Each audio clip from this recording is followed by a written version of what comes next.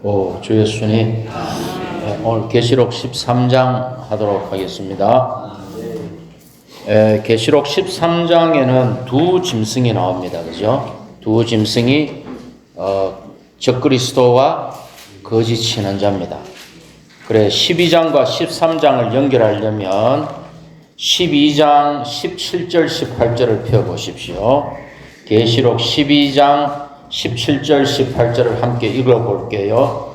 여자에게 화가 난 용은 여자의 씨 가운데 남아있는 사람들 곧 하나님의 계명들을 지키고 예수님의 증거를 가진 사람들에 대해 전쟁을 일으키려고 나갔어. 바다의 모래 위에 서 있었습니다.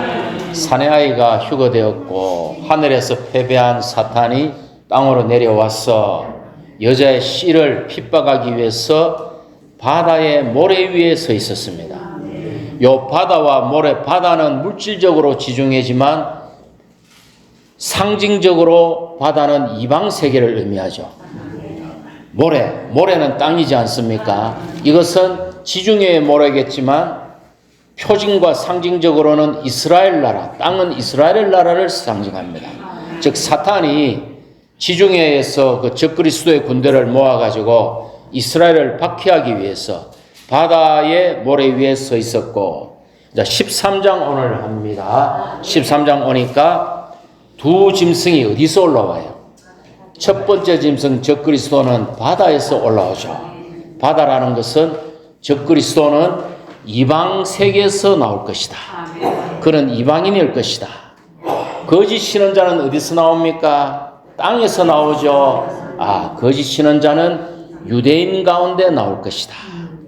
아마 예루살렘에서 이 거짓 신앙자와 두 증인이 3년 반 동안 치열하게 공방을 벌일 것입니다. 그죠? 두 파로 나누어져 가지고. 자, 그래서 이제 13장. 그래서 아까 읽은 12장이고 17절, 18절이 12장과 13장을 연결하는 것입니다. 자, 근데 13장 1절에 보세요. 바다에서 짐승이 올라오죠. 이 짐승은 적그리스도지 않습니까? 그런데 계시록에서는 거듭거듭 적그리스도가 무저갱에서 나온다고 얘기하고 있습니다. 메뚜기들의 왕, 무저갱의 천사, 아볼론, 그가 적그리스도죠. 또 무저갱에서 올라오는 짐승이 적그리스도죠. 두 증인을 죽입니다. 또 전에 있었다가 지금은 없지만 장차 무저갱에서 올라와 멸망할 짐승 적그리스도죠. 이 적그리스도는 무저갱에서 나옵니다. 그런데 13장 1절에는 바다에서 나온다 그랬죠. 그러니까 우리가 이거를 두 가지로 해석을 할 수 있어야 돼요. 첫 번째, 지형적으로 무저갱의 통로는 바다다. 지금 과학자들이 바다를 이렇게 못 들어가 봅니다. 가장 해구 해연에 못 들어가 봐요. 왜? 수압이 너무 높아서 그걸 견딜 수 있는 게 없어요. 어떻게 알아봅니까? 음파를 쏴가지고 반사하는 시간을 재가지고 바다의 지형을 다 그려놨어요. 근데 거기에 못 들어갑니다. 그 수십 미터, 1만 미터 되는 그런 곳에 뭐가 있는지 아무도 몰라. 그 어딘가에 무저갱으로 하는 들어가는 통로가 있을 것이다. 아멘입니까? 아멘. 그러므로 무저갱에서 적그리스도가 올라오는데 바다에서 적그리스도가 나온다는 것은 이 바다는 무저갱의 통로이다. 또 잘 아시는 계시록 20장에 보면 이제 그 크고 흰 보좌에서 그리스도가 심판을 하는데 바다가 그 안에 있던 자들을 내주었고 이들은 사람들이 아니라 그랬죠. 귀신입니다. 귀신. 왜? 바다가 그 안에 죽은 자들을 내주었고 그 다음에 나오는 구절이 뭐예요? 죽음과 음부도 그 안에 있던 죽은 사람들을 내주었습니다. 죽은 사람들의 영혼은 음부에 있죠. 음부에. 그런데 바다도 죽은 자들을 내주었고 그리고 죽음과 음부도 그 안에 죽은 사람을 내주었습니다. 그러면 바다에 있던 죽은 자들은 그 귀신들, 영을 가진 생명체들이 사탄이 하나님을 배역할 때 주님이 물로 심판한 게 그 결과가 창세기 1장 1절 아닙니까? 그들이 바다에 있는 거예요. 바다는 귀신들의 거처요. 무지갱이 귀신들을 가두는 그 감옥이지 않습니까? 그래서 바다에서 그래 요렇게 이제 한 가지 해석이 있고 두 번째 해석은 뭐냐? 둘 다 맞는 해석입니다. 장차 적그리스도는 두 근원을 가지게 됩니다. 그가 칼에 맞아 죽은 것 같이 되었다가 무저갱에 있는 네로의 영이 그에게 들어가면 그가 소생되어서 그때부터 적그리스도로서 그 정체를 드러냅니다. 그래서 네로의 영이 무저갱에 있다가 그에게 들어가기 때문에 이 짐승이 무저갱에서 나온다라고도 말할 수가 있습니다. 두 가지 해석이 다 아멘이 되시죠? 첫 번째는 음부의 위치, 바다. 두 번째는 네로의 영이 무저갱에서 나와서 이 적그리스도 안에 들어갈 때 그가 소생하여 본격적인 적그리스도의 행동을 한다. 그래서 그가 무저갱에서 나왔다. 두 가지 해석이 가능합니다. 그래서 적그리스도의 두 근원, 몸은 바다에서 나왔습니다. 즉 이방에게서 나온 사람이에요. 이방인이에요. 근데 그의 영은 무저갱에서 나와서 네로의 영이 들어갔기 때문에 그는 바다에서 나왔고 무저갱에서 나왔다. 얘기할 수 있죠. 예. 자, 1절에 보니까 어떻게 생겼어요? 10뿔, 7머리, 10뿔에는 10개의 왕관, 그의 머리들에는 하나님을 모독하는 이름들이 있었습니다. 우리가 참 고생한 그리스도인이지만 사실은 머리 안 하고 대가리 해야 됩니다. 그죠? 우리가 생선 대가리 하지, 생선 머리 안 그러잖아. 소 대가리 일하지. 이 사탄은 이거 대가리 해야 되는데 또 듣는 분들이 오해할까 싶어가 성경에는 머리, 예. 대가리에 뿔이, 대가리가 7개가 있고, 뿔이 10개가 있고, 10개의 왕관이 있고, 그 대가리에는 하나님을 모독하는 이름들이 가득하 있다. 자, 이것을 한번 얘기해 봅시다. 로마 제국이 7 언덕 위에서 세워졌다고 제가 말씀드렸죠. 7 언덕은 지형적으로 7개의 언덕 가운데 로마가 시작되었어요. 그래서 로마의 포로 로마노 가보면 포로 그런 광장, 포럼, 영어로 광장이잖아요. 7개 언덕이 실제로 있어요. 그래서 보십시오. 7 언덕이 있다 할 때 이것은 로마 제국입니다. 그런데 계시록 12장에 3절에 보면 크고 붉은 용이 어떻게 생겼어요? 7머리가 있죠. 이것은 로마 제국의 7 황제를 의미합니다. 10뿔이 있죠. 그래서 로마 제국과 사탄은 하나입니다. 또 방금 13장 1절에 보면 적그리스도가 10뿔 7머리가 있죠. 세 개가 똑같죠. 즉 로마 제국과 사탄과 적그리스도는 똑같아요. 7머리가 있습니다. 10뿔이 있습니다. 그럼 적그리스도의 7머리와 10뿔은 뭐냐? 10뿔에는 10개의 왕관이 있거든요. 근데 사탄에게는 계시록 12장 3절에는 7머리 위에 7 왕관이 있고 10뿔에 왕관이 없죠. 여기 뭔가 하면은 장차 적그리스도가 출현하면 그는 유럽의 10명의 제후들을 권세를 거느리게 됩니다. 그러므로 10개의 뿔에 10개의 왕관이 있는 거예요. 이것은 대환란 때 10뿔에 10 왕관이 있게 되는 것입니다. 제 말 이해가 가시죠? 자, 그러면 또 하나하나 봅시다. 7머리는 로마 제국의 7명의 황제. 로마 제국의 7명의 황제. 10뿔은 대환란 때 동시에 존재하게 되는 왕들. 그러므로 10뿔의 왕관이 있다. 적그리스도는 장차 부활한 로마 제국에서 나올 것이다. 지금 세계 정세가 어떻습니까? 미국 우선주의, 미국 보호무역주의, 미국은 이제 스스로 고립되고 유럽이 통합하고 있습니다. 야, 이제 미국을 못 믿게 되었다. 우리끼리 똘똘 뭉쳐 해가지고 나토, 북대서양 조약기구가 군비를 지금 확장하고 있습니다. 그리고 유럽연합이 정치 경제적으로 더 뭉쳐서 심지어는 이런 말도 나와요. 유로화를 기축통화로 하자. 이런 말이 나옵니다. 여기서 저절로 지금 로마 제국이 부활하고 있습니다. 유럽 사람들의 사상은요, 우리는 로마 제국의 구성원이다예요. 이게 역사적으로 그래요. 왜?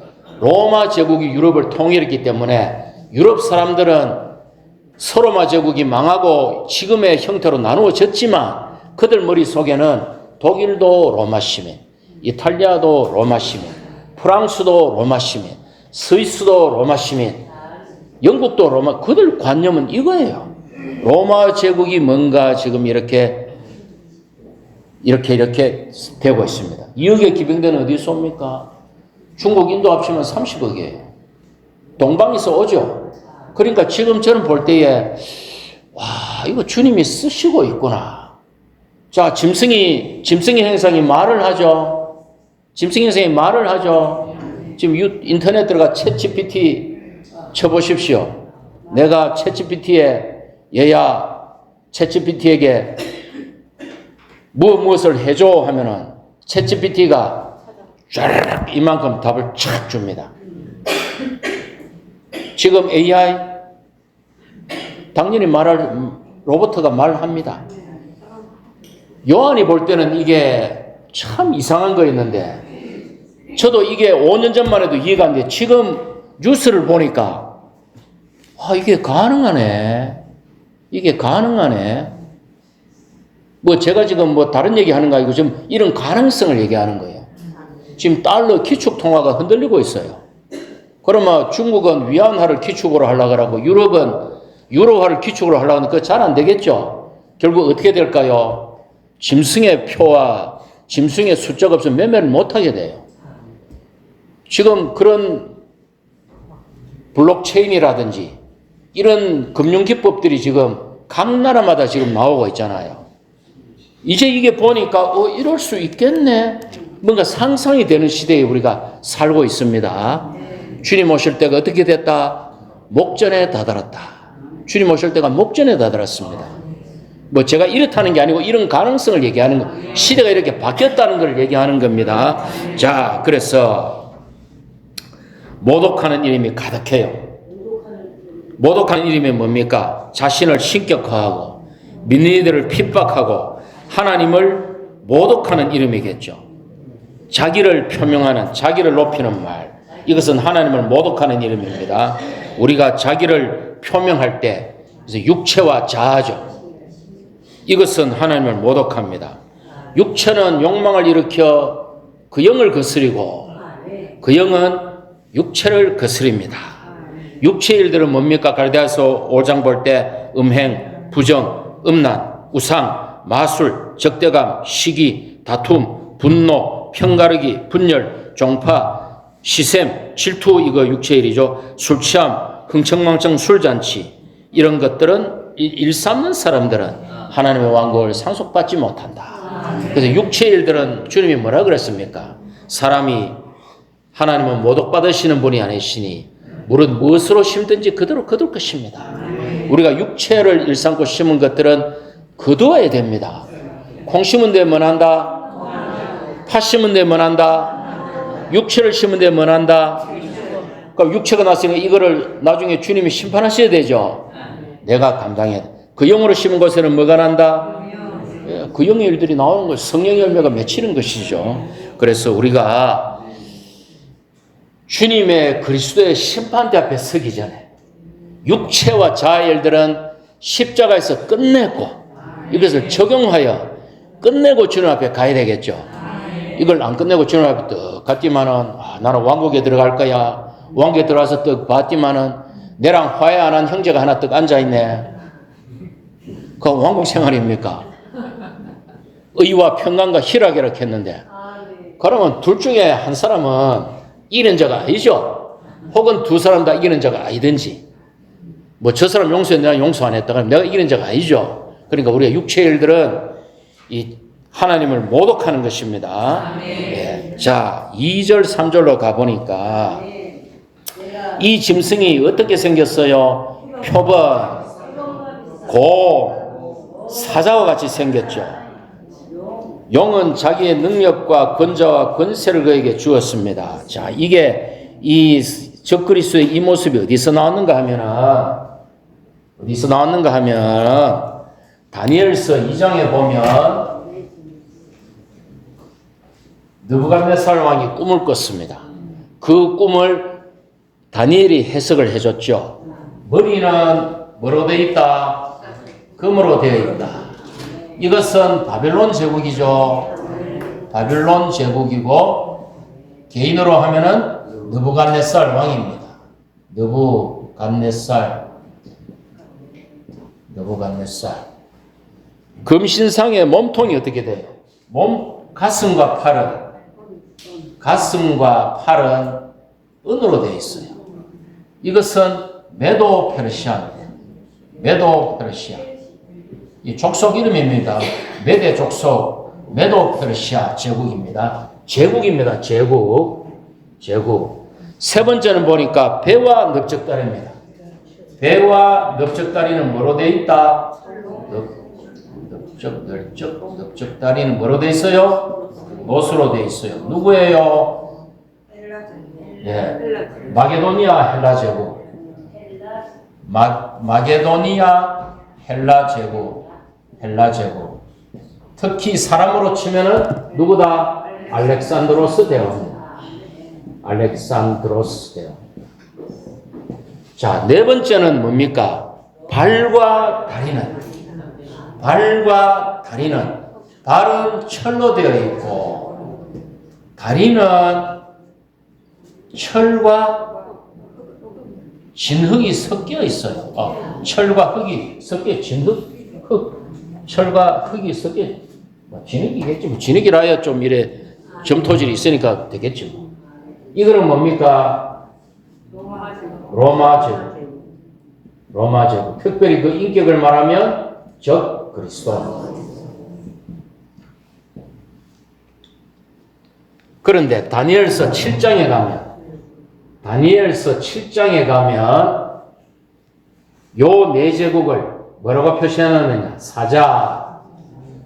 날개 달린 사자. 왜 이 연세든 형제님들 옛날에 담배 피 보신들 알 겁니다. 비사표 성냥이 있었죠.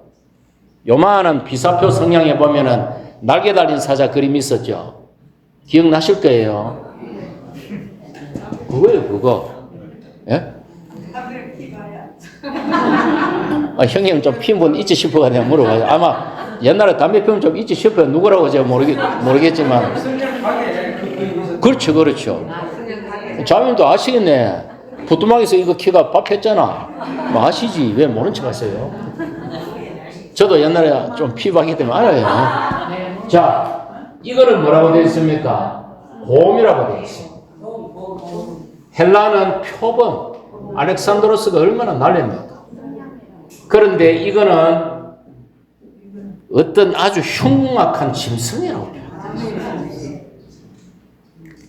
그러니까 2절에 적그리스도가 표범, 곰, 사자라는 것은 다니엘서 7장을 근거로 합니다. 아시겠죠? 자, 발과 발가락. 발과 발가락. 반대로 적었네. 발가락. 발은 맞고 다리가 다리가 철이고, 맞죠? 다리가 철이고, 발이 철과 진흙이 섞여 있어요. 여기에 열 발가락이 누구겠어요? 열왕이에요. 적그리스도의 그 열뿔. 여기 나오는 열뿔이 열 발가락이에요. 근데 어떤 손으로 뜨이지 않은 돌이 어디를 칩니까? 발가락을 치니까 바람에 날리는 곁처럼 이 금신상이 없어져 버리고 이 돌은 태산을 이루어 왕국을 가져오죠. 그러니까 이게 철은 아주 강합니다. 역대로 아주 강하지만 이게 진흙이 섞여 있어요. 이 전 사람의 형상을 지탱하는데 진흙이 있기 때문에 돌이신 그리스도가 쳐버리면 천연적인 사람으로 이루어진 인간 정보는 박살나버립니다. 철이 있다는 것은 로마 제국이 강하다는 얘기예요. 그런데 진흙이 섞였기 때문에 돌이신 그리스도가 칠 때 이거는 아무 인간 흙으로 된 인간의 어떤 정부는 아무 능력이 없다는 얘기입니다. 그죠? 자, 그래서 이제 이 짐승을 제가 한번 설명을 해드릴게요. 이 짐승을 다니엘서 7장은 어떻게 얘기하는가 하면은 잘 들어보십시오. 무시무시하고 두려우며 아주 강하며 쇠이빨로 삼키고 으스러뜨립니다. 이빨로 물면 쇠이빨로 물면 안 으스러뜨려지는 게 없어. 그리고 그 발로 남은 것을 짓밟아 버리니까 다 밟혀버려요. 그리고는 10뿔이 있는데 그 가운데 작은 뿔이 올라와서 새 뿔을 부러뜨려 버립니다. 새 뿔을 뽑아 버립니다. 즉 뭡니까? 장차 적그리스도가 출현할 때 10개의 왕들 중에서 세 왕들을 무력화시키고 자기가 그 권세를 잡은 그 적그리스도가 된다는 얘기죠. 그리고 그 뿔에는 눈과 입이 있어요. 그 올라온 그 적그리스도 뿔에 눈과 입이 있다는 것은 이 적그리스도는 아주 통찰력이 뛰어난 인물일 것이다. 그가 입이 있다는 것은 그가 용의 말을 하며 아주 능력이 있는 사람일 것이다. 심지어는 이 세 짐승을 합친 것보다 더 무시무시한 짐승이라는 것은 적그리스도는 인류 역사상 가장 능력이 있는 사람일 것이다. 그는 무솔리니보다 더 능력이 있고 탁월하고 히틀러보다 더 능력이 있고 탁월하고 알렉산더보다 누구예요? 느부갓네살보다 이순신 장군보다는 좀 못했으면 좋겠는데 탁월한 인물일 것이다. 그러니까 사람들이 그를 경배하는 거예요. 됐죠? 무시무시한. 그래서 자, 하나님은 어떤 하나님입니까? 삼일 하나님이죠. 자, 잘 보십시오. 아버지, 아들, 그 영, 삼일 하나님. 사탄의 삼일학은 어때요? 사탄, 적그리스도, 거짓 신앙자, 삼일악이죠. 근데 이 삼일악이 다 뭐예요? 짐승이에요, 짐승. 사탄은 뭡니까? 뱀용이에요. 맞죠? 사탄은 옛뱀큰용 뱀용이에요. 적그리스도는 뭐예요? 사자, 곰, 표범, 흉악한 짐승이에요. 맞습니까? 거짓 신앙자는 어린 양 용이에요. 그 말씀 봅시다. 그 11절 한번 읽어보십시오. 시작. 또 내가 보니 또 다른 짐승이 땅에서 올라오는데 이 짐승은 어린 양처럼 두 뿔을 가졌고 용처럼 말을 하였습니다. 거짓 신앙자는 어린 양 용이에요. 그의 외모는 어린 양과 같아요. 그래서 사람들이 그의 외모가 어린 양과 같기 때문에 사람들이 거짓 신앙자를 따라야 될지 모세와 엘리야 두 증인을 따라야 될지 구분이 안 가. 사람들이 헷갈리게 되어 있습니다. 왜? 너무나 탁월하고 용의 말을 하기 때문에 너무나 탁월해요. 사람들이 헷갈립니다. 헷갈리게 되어 있어요. 그래서 사탄의 삼일학은 다 짐승이다. 이거를 분명히 기억해 두셔야 됩니다. 그러다 이 사탄의 삼일학이 얼마나 못됐는가 하면은 이 적그리스도는 그리스도의 죽음과 부활을 모방하는 거대한 위선자입니다. 즉 짝퉁 바빌론의 역사예요. 그가 칼에 맞아 죽은 것 같다가 소생되니까 이상하게 열왕들이 자기 권세를 얘에게 다 줘버려. 온 땅이 이상하게 되어 적그리스도를 따라버려. 마치 그리스도가 죽고 부활한 후에 승천하여 영광과 존귀로 관쓰신 것처럼 사탄이 죽고 내려영이 들어가가 소생되니까 온 땅이 이상하게 여겨 사탄을 따릅니다. 주님의 역사를 모방합니다. 아주 나쁜 짐승이죠. 아주 나쁜 짐승입니다. 자, 그는 로마 제국의 이 부분은 뒤에 나오겠지만 계시록 17장에 보면 이런 말을 합니다. 또한 7왕입니다. 5은 넘어졌고, 자, 계시록에서 이제 요거 지워도 되겠죠?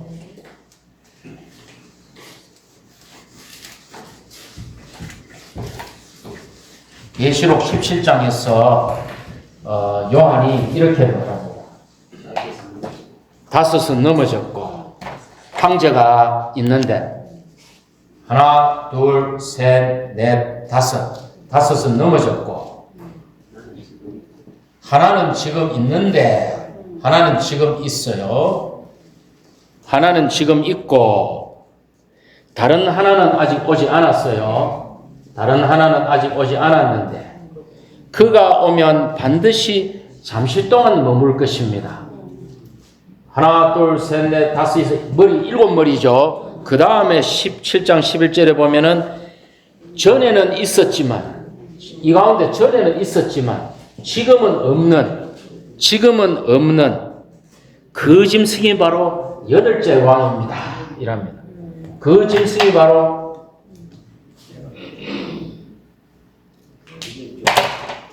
여덟째 왕입니다. 이랍니다. 자, 보십시오. 성경에 요한이 사도 요한이 계시록을 쓸 때 다섯은 지금 없습니다. 첫 번째 황제가 누굽니까? 율리우스 카이사르입니다. 율리우스 카이사르. 이 사람 이후로는 모든 황제 뒤에 카이사르라는 칭호가 붙어버려요. 원래 이 사람의 개인의 이름이었는데 황제의 칭호가 되어버립니다. 마치 러시아의 황제 짜르 하듯이 카이사르가 됐어요. 카이사르. 다섯째 황제가 누구냐? 네로. 지금 있는 사람이 누구냐? 도미티아누스 황제입니다. 도미티아누스 황제. 요한이 쓸 때에 계시록을 쓸 때 도미티아누스 황제가 살아있는 자신을 신격화해 가지고 박해를 받아서 반모섬을 갔어요. 자, 이 우상숭배 역사를 한번 봅시다.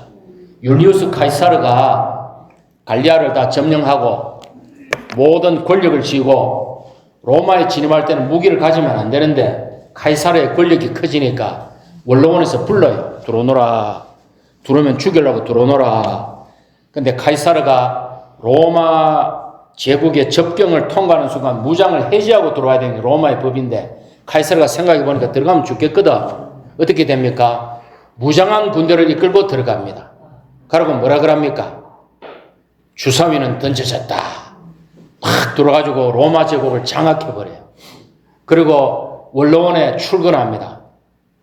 측근들이 이상하게 카이사르시여, 율리우스 카이사르시여, 호위병을 데리고 가십시오. 괜찮아. 이상하게 그날 호위병을 안 데리고 새벽에 원로원에 출근하다가 원로원 공화정주의자들에서 칼로 난자당해 죽어버립니다. 그 중에 자기 양아들 브루투스가 있었죠. 이거는 뭐 전설인지 진짜인지 모르는데 찔 죽으면서 브루투스, 이거 무릎이 뚝하네. 브루투스 너도냐? 하면서 죽었어요. 죽여놓고 겁이 나거든. 그러니까 이 원로원 사람들이 원로원에서 의결을 해가지고 카이사르를 신으로 만들어버려요.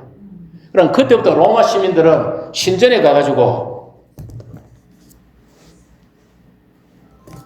카이사르한테 향 바치고 신이 됐기 때문에 그래서 네로는 민니를 핍박한 얘가 다섯 번째 황제고 도미티안은 살아있는 자기를 신격화한 거야. 근데 요걸 아셔야 됩니다. 실제로 요때까지 황제가 6명만 있었던 게 아니고 황제가 많이 있었어요. 그런데 카이사르로부터 비참하게 죽음을 당한 요 황제들만 지금 요한이 언급하고 있는 겁니다. 역사에 보면 도미티안의 형이 누구예요? 예루살렘을 파괴시킨 티투스예요. 티투스와 도미티안의 아버지가 누구예요? 베스파시아누스라는 장군이에요.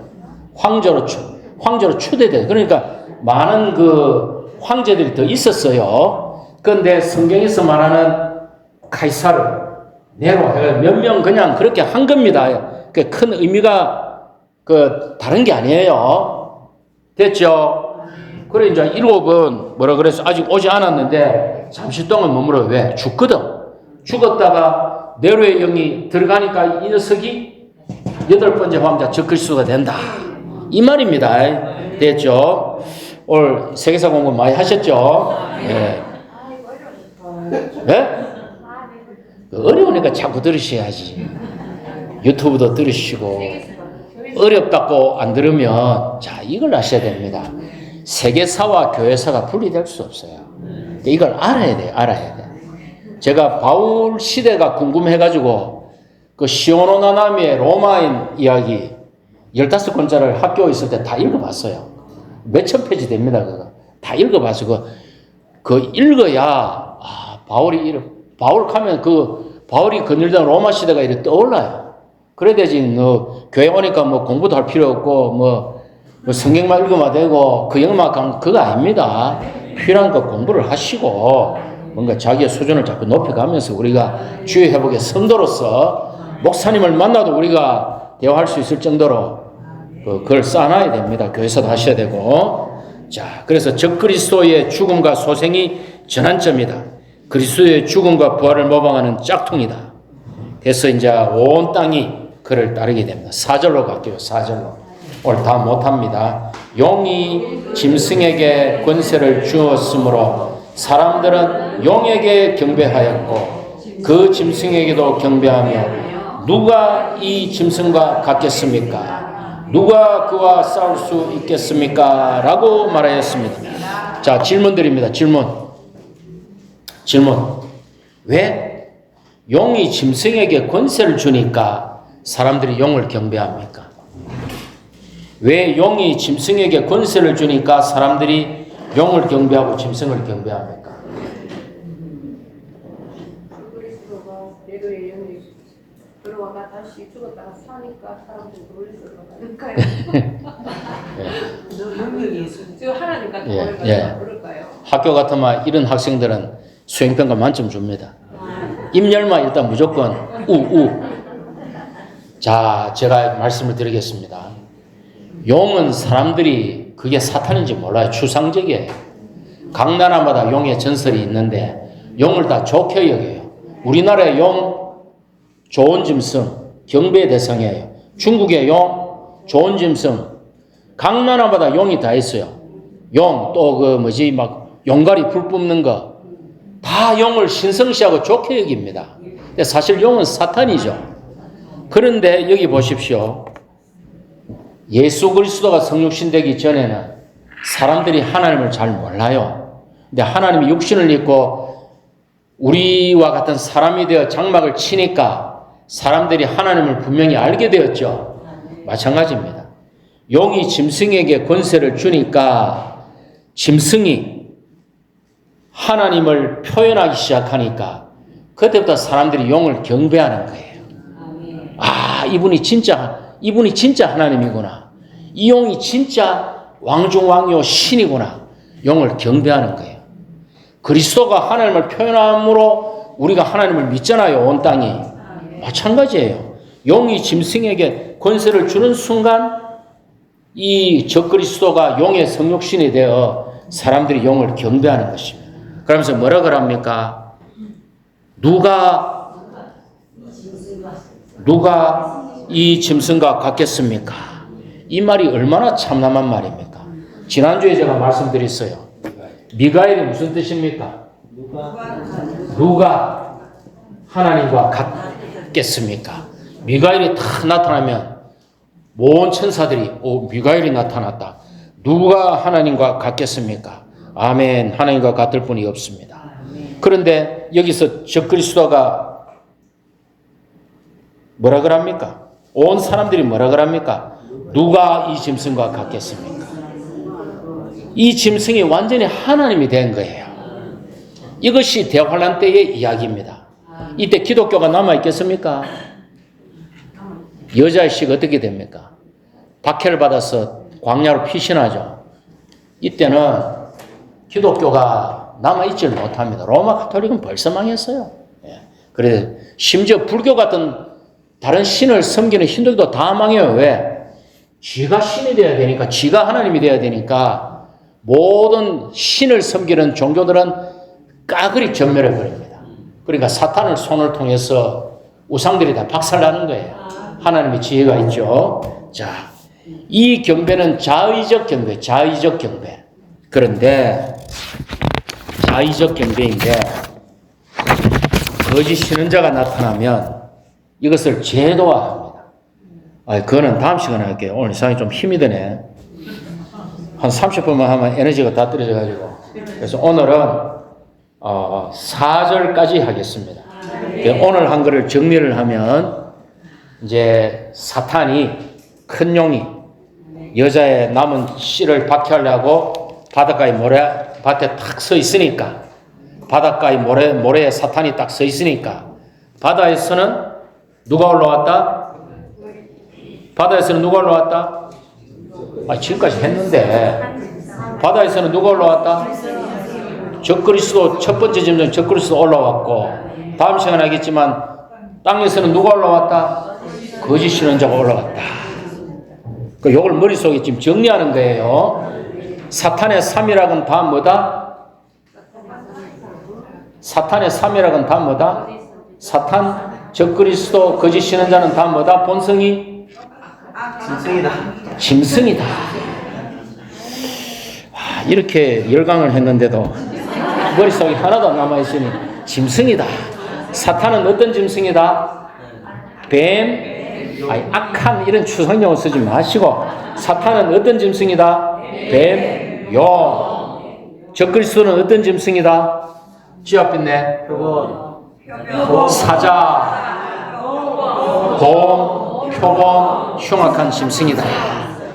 또 거짓 신앙자는 어떤 짐승이다? 어린 양, 여. 어린 양, 요. 이 교수님이 얘기해야 되겠습니까? 머릿속에. 그래서 오늘 이 적그리스도의 정체를 우리가 파헤쳐 보았습니다. 그죠?